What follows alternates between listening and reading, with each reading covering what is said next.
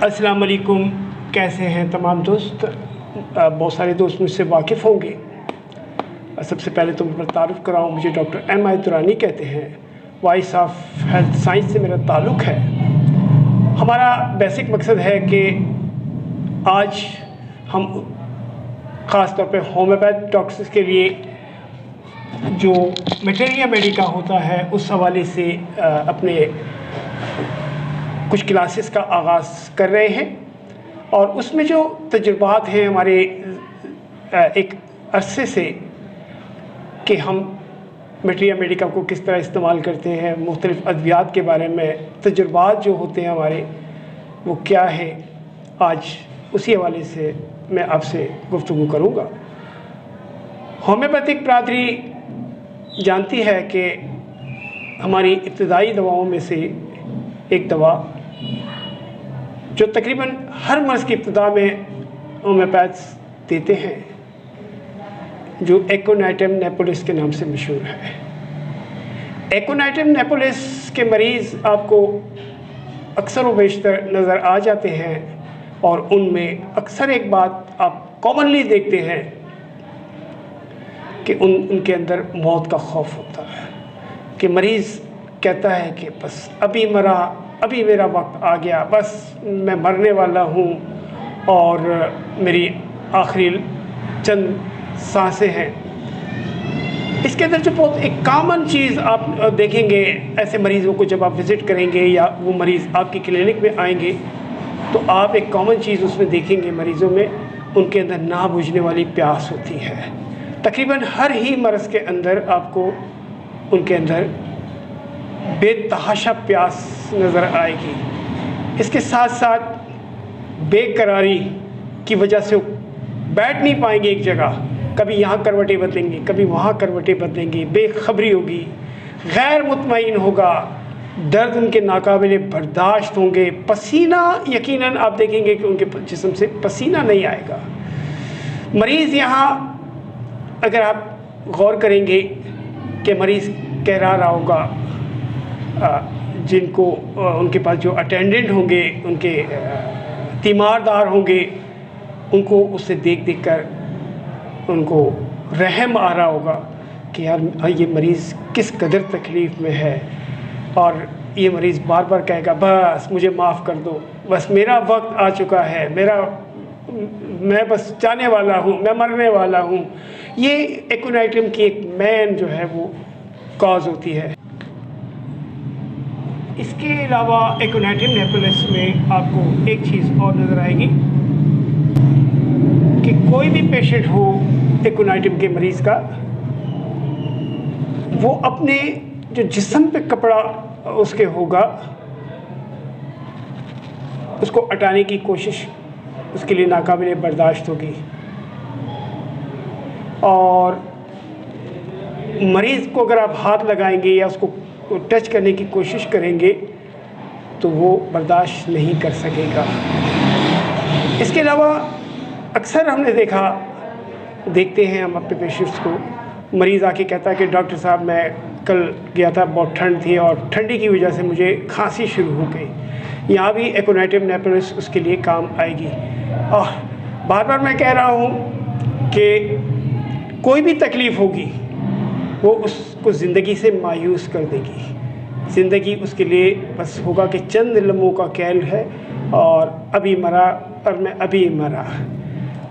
साथ साथ जो हम एक बहुत ज़्यादा इसमें अक्सर देखते हैं, हमारे पास जो मरीज़ आते हैं जो उनके नाखून होते हैं, जो नाखून का ये पोर्शन होता है या उंगलियों के ये पोर्शंस होते हैं, इसके अंदर जो है गोश्त, ये जो नाखून होते हैं गोश्त के अंदर दाखिल होना शुरू हो जाते हैं। अक्सर औकात देखा होगा आपने कि ऐसे मरीज़ आ जाते हैं कि पता चलता है कि डॉक्टर साहब किनारे से गोश्त जो है ये नाखून गोश्त के अंदर दाखिल हो रहा है। और इब्तदाई मराहिल में एकोनाइटम नेपोलिस उसके लिए बहुत बेहतरीन काम करेगी। और इसके साथ साथ अगर हम इसके साथ थोड़ा सा मिला के देखें तो एकोनाइटम नेपोलिस के साथ सल्फ़र और सिलेशिया में भी यही सारी चीज़ें आपको नज़र आएगी। इसके साथ ये अक्सर मरीज़ों में दांत उनके किनारे टूटने लगते हैं, جب دانت کنارے ٹوٹنے لگتے ہیں تو ایسے امراض میں بھی ایکونائٹم نیپلس کے ساتھ سلفر، سلیشیا، کریازوٹ اور کلکیریا آپ کو یہاں نظر آئے گا، اور اس کو آپ کو دیکھنا پڑے گا، اس میں کمپیئر کرنا پڑے گا کہ مریض کس اس دوا کو طلب کر رہا ہے۔ اس کے ساتھ گلے کے خطوطوں میں اکثر ہمارے پاس مریض آتے ہیں تو ان میں تعفن، بدبو کا ایک آپ کو محسوس ہوگا کہ مریض کے منہ سے گندی سی اسمیل آ رہی ہے، تو یہاں بھی آپ کو بہت ساری میڈیسن کو دیکھنا پڑے گا، جس میں سلیشیا ہے، کالی میور ہے، نیٹرم فاس ہے، پھر کلکیریا ہے۔ تو گلے کے ایسے امراض جن میں آپ کو مریض سے گندی بدبو آئے تو اس میں بھی ایکونائٹم نیپلس ابتدائی اس میں آپ کو انشاءاللہ مریض کے آپ کو کیور کرے گی۔ اکثر ایسے لوگ بھی آ جاتے ہیں ہمارے پاس جن کی وجہ سردی کی موسم میں بچے بھی بڑے بھی وہ بستر میں پیشاب کر دیتے ہیں سردی کے مارے، ٹھنڈ کے مارے۔ اس میں بھی آپ کو کالی فاس اور نیٹرم فاس کی طرف بھی غور کرنا پڑے گا، اور اس کو بھی دیکھنا پڑے گا کہ اگر ایکونائٹم کے ساتھ اگر آپ کالی فاس اور نیٹرم فاس دیتے ہیں تو انشاءاللہ تعالیٰ ایسے مریض جو بستر پر پیشاب کر دیتے ہیں ٹھنڈ کے مارے، خصوصاً ٹھنڈ کے موسم میں، تو انشاءاللہ تعالیٰ یہ دوائیں ان کو اس حوالے سے انشاءاللہ شفا یاب کرے گی۔ معدے میں خرابی کی وجہ سے اگر اچکیاں آ رہی ہو، کسی مریض کو بہت زیادہ کھا لیا، بہت زیادہ پی لیا اور اب ان کو اچکیاں شروع ہو چکی ہیں، تو انشاءاللہ تعالیٰ ایکونائٹم نیپلس جو ہے اسے ابتدا میں بہت بہترین رزلٹ دے گی، اور انشاءاللہ مریض بہتر محسوس کرے گا۔ کیلشیم آکزیلیٹس کی پتریاں ہوتی ہیں گردوں میں، وہ بن جاتی ہیں۔ رپورٹ اگر آپ دیکھیں گے تو اس میں کیلشیم اگر آکزیلیٹس کی پتریاں موجود ہیں تو انشاءاللہ تعالیٰ ایکونائٹم نیپلس وہاں بھی بہترین کام کرے گی۔ ایک چیز جو ہم اکثر اپنے مریضوں کو دیتے ہیں، ڈسپرین یا اسکارڈ گولیاں آپ سمجھتے ہیں،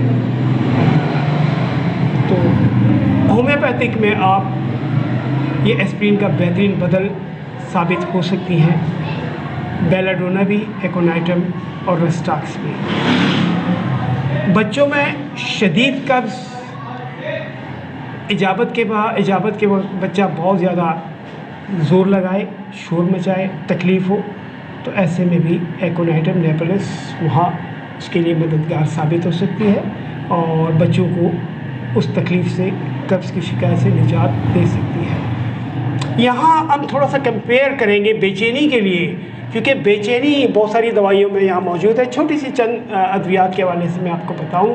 جہاں بھی بے چینی نظر آئے گی ایکونائٹم میں بے قراری ہوگی، بہت زیادہ بار بار کروٹیں بدلے گا،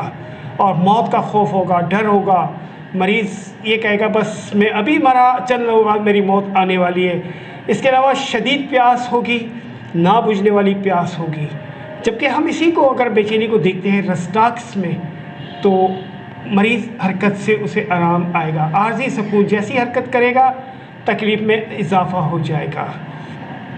اور اس کے علاوہ ورزش سے اس کے جسم میں درد شروع ہو جائے گا، کھنچاؤ ہوگا، بھاری بوجھ اٹھانے سے مریض تکلیف اٹھائے گا، جیسے کوئی بھی وزن اٹھا رہا ہے،